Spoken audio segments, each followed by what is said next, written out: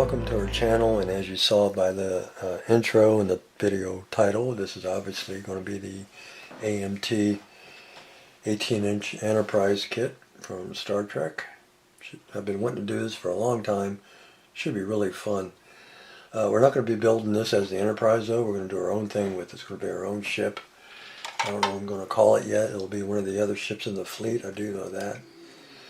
I'm kind of leaning towards the Lexington that we saw in the Ultimate Computer, or the Excalibur, or the Yorktown, or the Constitution, one of them names. But this is one of my favorite kits, even though it's not accurate to the big 11-foot model. And, well, it's really not even accurate to the 3-foot model, but I still love this kit. I just always had a blast with it. And it was my second sci-fi kit I built. I got it 1 year for Christmas, I think in '66 or '67. I got this and the D7 kit back when it was called the Alien Battle Cruiser. And I built the D7 first because I love that D7. And then after I got done with the D7, I built this. So I guess both of them together, they were my first sci-fi kit. Pretty cool. But this kit that we're using this time around is the '89 release. This is a kit right here. I started out using the 50th anniversary kit because it's a smooth top saucer. And I didn't want to do all that sanding off of the grid lines because I hate those grid lines. But I screwed the saucer up. And we're going to talk about that here in a minute. So I thought, oh, terrific. So I thought, well, sanding stick, here I come, because I had to go downstairs and pull one of my '89 kits. I have about 4 of them, 5 of them. And we're going to be using that. So I spent all day today getting rid of all them frickin' grid lines. But I did get the stuff on the saucer that I want on there, which we'll talk about later too. So the first thing we're going to talk about is this paragraphics window templates. This is what we're using to put the windows on, and what we use to put these windows and nav lights on, well, their openings. And the kit, and this is how I screwed up my 50th anniversary kit. The kit comes with this little protractor that helps you figure out where to put your nav lights, where you put your windows. And the protractor goes down inside the bridge, and it has a little arrow here that you want to make sure it points toward the front, which I did. But dummy me, I use these toothpicks to align the holes in this bridge. Well, these holes do not run, they're not in alignment down the middle. They're turned, and I didn't realize it. I don't know, I had a brain fart, I guess. So when I was cutting all my holes out for everything that you see here, everything is turned. And I couldn't figure out why it wasn't looking right. I would turn the saucer a little bit and look good, and I would straighten it back out to where I was using this mat here and aligning it with all the grids, and it was off. It's like, well, what the hell? And that's when I realized that the holes in here that I was using with this protractor are not in alignment with the saucer. So if you use the smooth top saucer, be very, very careful where this ends up. Now, the reason why I got it to work out excellent here is because I used the saucer that had the grid lines on it. And even though I sanded them off, you can still faintly see the grid lines, which actually I kind of like that effect. But and that's what helped me get I put on the nav lights first, and I use the nav lights to help me locate the windows. But yeah, that's what helped me get everything aligned properly and everything perfect. So if you're going to use one of the older kits that have the grid lines, you're not going to have any issues with that protractor. If you use the smooth top, be very careful of how this is positioned in the bridge, or you'll screw up your alignment like I did. Lesson learned.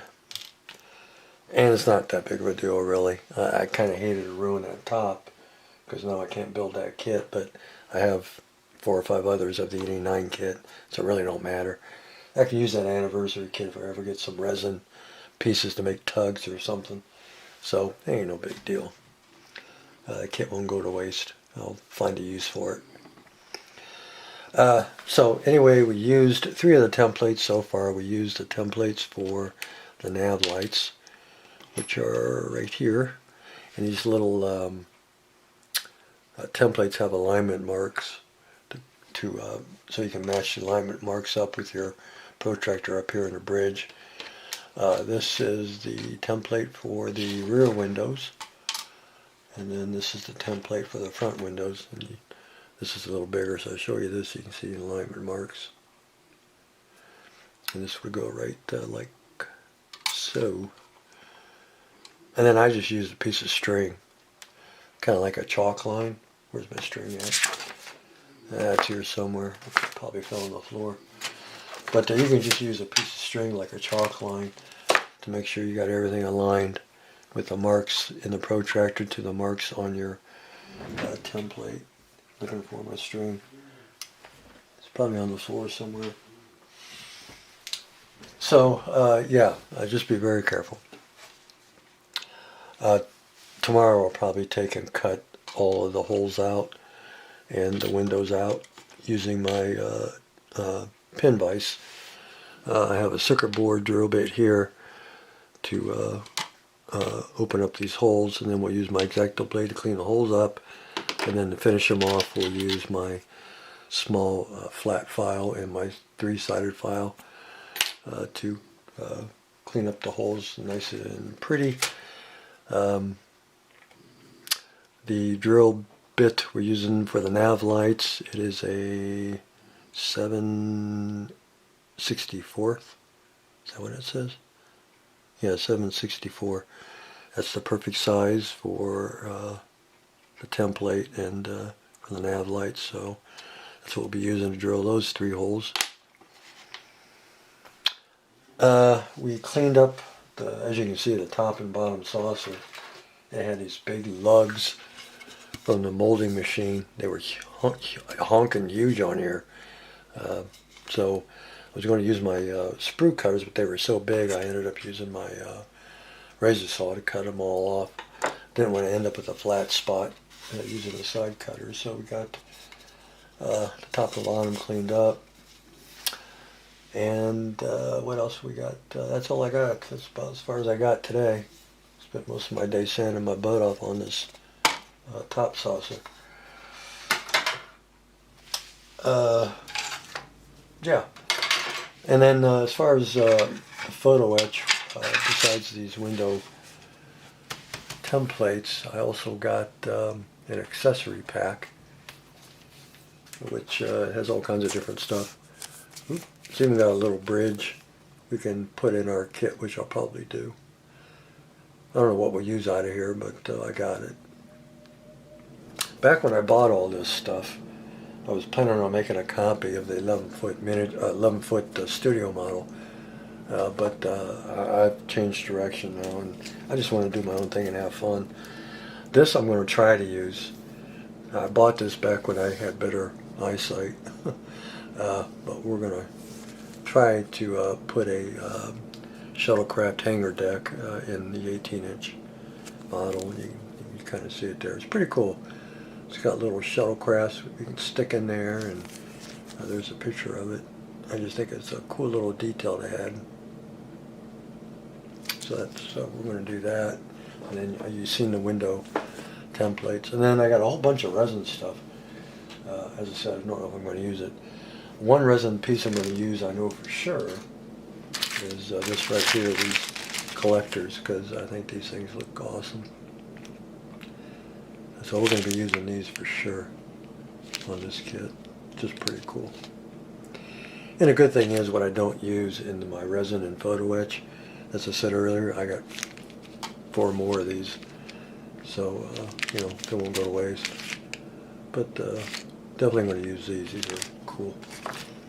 And then I got the bridge, the BC deck and bridge. That's more like the 11-foot model. I don't know if I'm going to use this, so since we're not building the Enterprise, it don't matter. I could use the box stock one, and they'll be fine in my book. We just have to drill out the windows, that's all. And we got more resin stuff, and I'll show you as we move along in the build.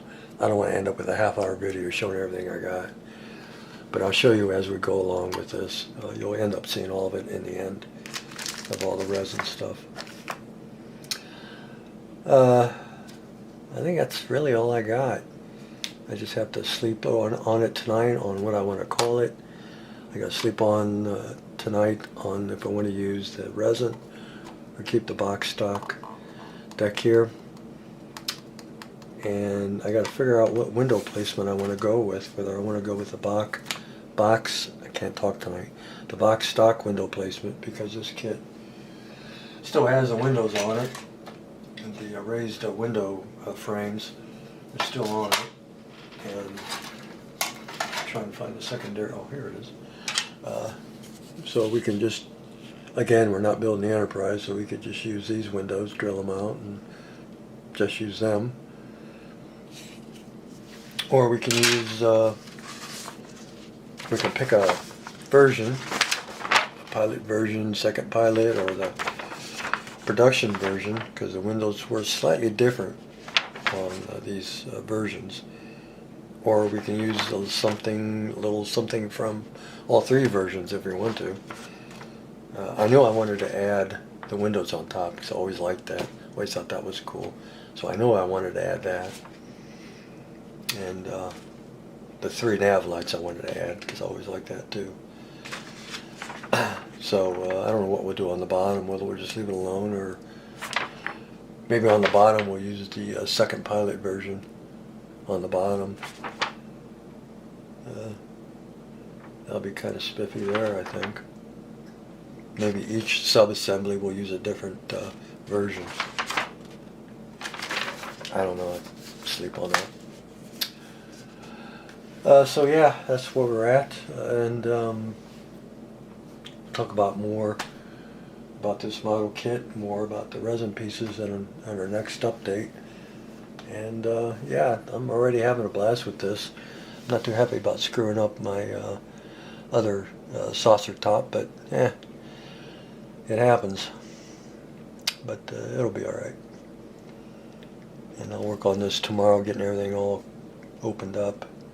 And then we'll, as I said earlier, we'll figure out what we're going to do with this BC deck.